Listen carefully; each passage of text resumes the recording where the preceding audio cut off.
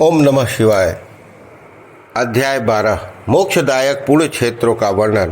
काल विशेष में विभिन्न नदियों के जल में स्नान के उत्तम फल का निर्देश तथा तीर्थों में पाप से बचे रहने की चेतावनी।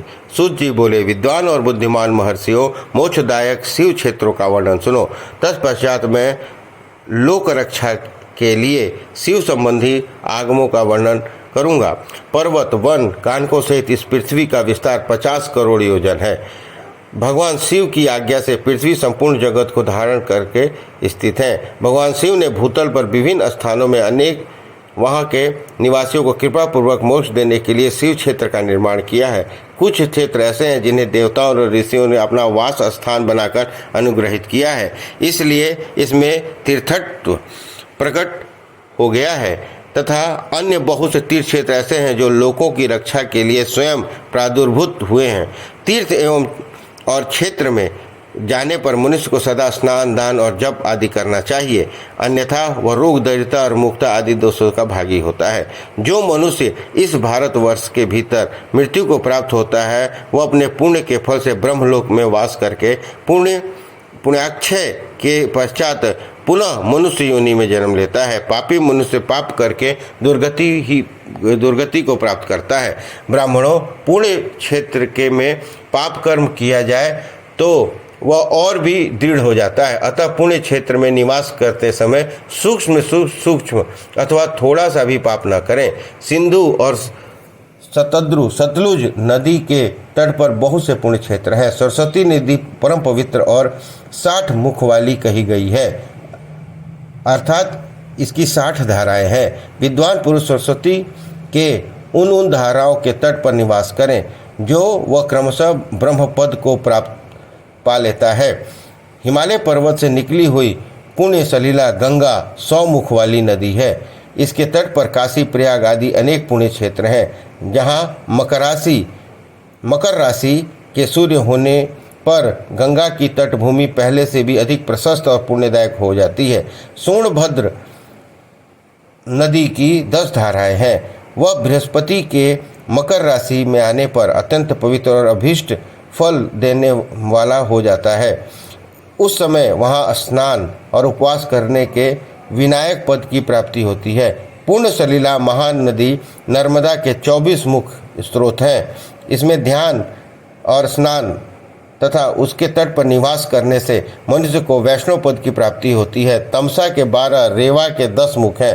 परम पुण्यमयी गोदावरी 21 मुख बताए गए हैं, जो ब्रह्म हत्या और गोवध के पाप का नाश करने वाली और रुद्रलोक देने वाली है। कृष्णा वेगी नदी का जल बड़ा पवित्र है। यह नदी समस्त पापों का नाश करने वाली है। उसके 18 मुख बतलाए गए हैं तथा वह विष्णु लोक प्रदान करने वाली है। तुंगभद्रा के 10 मुख हैं, वह ब्रह्मलोक देने वाली है। पुण्य सलीला सुवर्ण मुखरी के 9 मुख हैं। ब्रह्मलोक से लौटे हुए जीव उसी तट पर जन्म लेते हैं। सरस्वती नदी, पंपा सरोवर, कन्याकुमारी, अंतरीप तथा शुभ कारक श्वेता नदी है। ये सभी पुण्य क्षेत्र हैं। इनके तट पर निवास करने वाले इंद्रलोक की प्राप्ति होती है।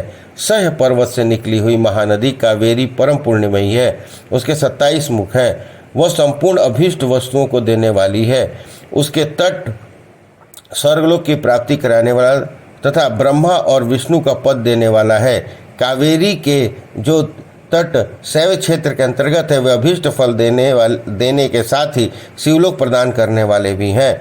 नैमिषारण्य तथा बद्रिका आश्रम में सूर्य और बृहस्पति के मेष राशि में आने पर यदि स्नान करें तो वह समय वहाँ के किए गए स्नान पूजा को ब्रह्मलोक की प्राप्ति कराने वाला जानना चाहिए। सिंह और कर्क राशि में सूर्य की संक्रांति होने पर सिंधु नदी में किया हुआ स्नान और केदार तीर्थ के जल का पान एवं स्नान ज्ञानदायक माना गया है। जब बृहस्पति सिंह राशि में स्थित हो उस समय सिंह की संक्रांति से युक्त भाद्रपद मास में यदि गोदावरी के जल में स्नान किया जाए तो वह शिवलोक की प्राप्ति कराने वाला होता है। ऐसा पूर्व काल में स्वयं भगवान शिव ने कहा था।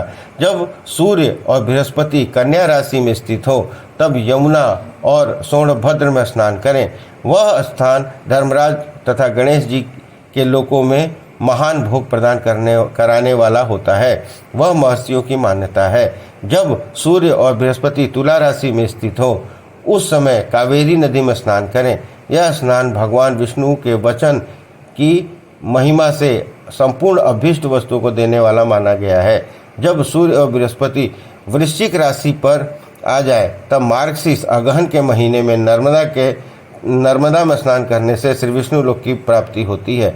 सूर्य और बृहस्पति के धनु राशि में स्थित होने पर सुवर्ण मुखरी नदी में किया स्नान शिवलोक प्रदान कराने वाला होता है।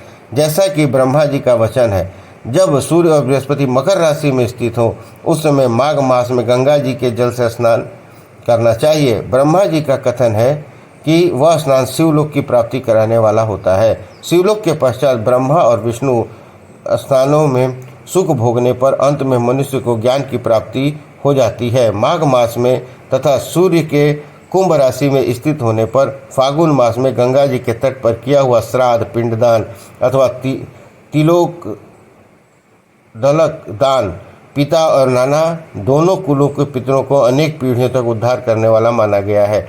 सूर्य और बृहस्पति जब मीन राशि में स्थित हो तब कृष्णा वेणी नदी में किए हुए स्नान की ऋषियों ने प्रशंसा की है। उन महीनों में पूर्वोक्त तीर्थों में किया हुआ स्नान इंद्र पद की प्राप्ति कराने वाला होता है।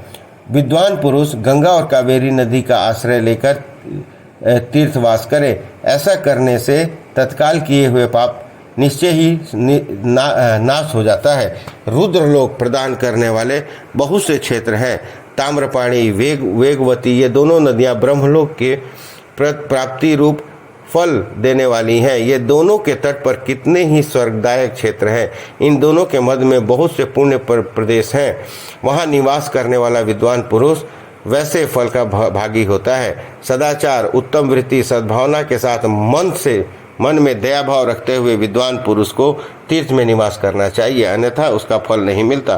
पुण्य क्षेत्र में किया हुआ थोड़ा सा पुण्य भी अनेक प्रकार से वृद्धि को प्राप्त होता है और वह किया हुआ छोटा से छोटा पाप भी महान हो जाता है। यदि पुण्य क्षेत्र में रहकर ही जीवन बिताने का निश्चय हो तो पुण्य संकल्प से उसका पहले का सारा पाप तत्काल नष्ट हो जाएगा, क्योंकि पुण्य को ऐश्वर्यदायक कहा गया है। ब्राह्मणों, तीर्थ वास जनित पुण्य कायिक, वाचिक, मानसिक सारे पापों को नाश कर देता है। तीर्थ में किया हुआ मानसिक पाप वज्रलेप हो जाता है, वह कई कल्पों तक पीछा नहीं छोड़ता है। वैसा आप केवल ध्यान से ही नष्ट कर देता है, अन्यथा नहीं। वाचिक पाप जप से और कायिक पाप शरीर को सुखाने जैसे कठोर तप से नष्ट होता है। अतः सुख चाहने वाला पुरुष को देवताओं की पूजन करते और ब्राह्मणों को दान देते हुए पाप से बचकर तीर्थ में निवास करना चाहिए। अध्याय 12 समाप्त। बोलो हर हर महादेव।